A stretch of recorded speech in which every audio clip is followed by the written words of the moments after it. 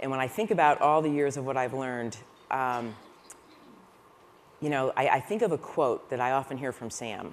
And what he always says is, nothing is inevitable, right?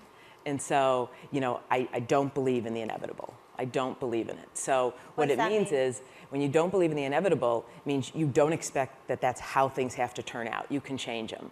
And I think what it's led, and what I have learned from it, is this idea of whatever business you're in, it doesn't matter. It's going to commoditize over time. It's going to devalue. You've got to keep moving it to a higher value. Keep going to a higher value in whatever it is that you do, and force yourself and force the organization, and always do it ahead of time, right? I will tell a story that I learned, and maybe in the same spirit. We all have a lot of mentees here, or people we mentor, and many of you are so accomplished.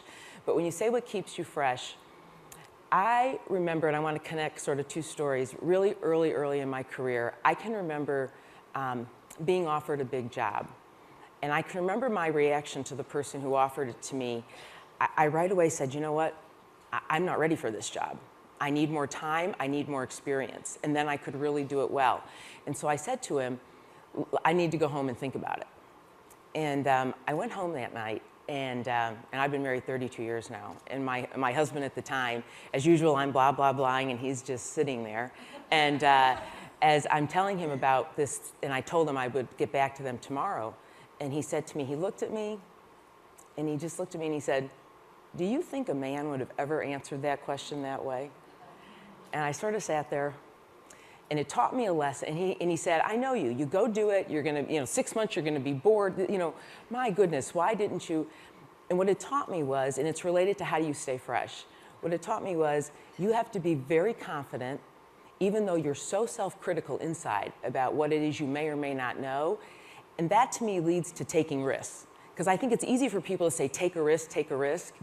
But I think it goes a little layer deeper. In my experience, as I have talked to women around the world, it doesn't matter what country I'm in. If I share that personal story, it resonates. Because people are their first worst critic, and it stops them from getting another experience. Because it's, I could be better, if I was just ready yet, if I had one more thing, and that's not it. And I always say, if I sit here and close my eyes and say, when did I learn the most in my life and my career? It'll always be when I close them, and everything I think of is when I took a risk, is when I think I learned the most. So it's a personal story of, to me, how you stay fresh at it is, you always have to do something that puts you in a zone you don't know. Someone once told me, growth and comfort do not coexist. And I think it's a really good thing to remember.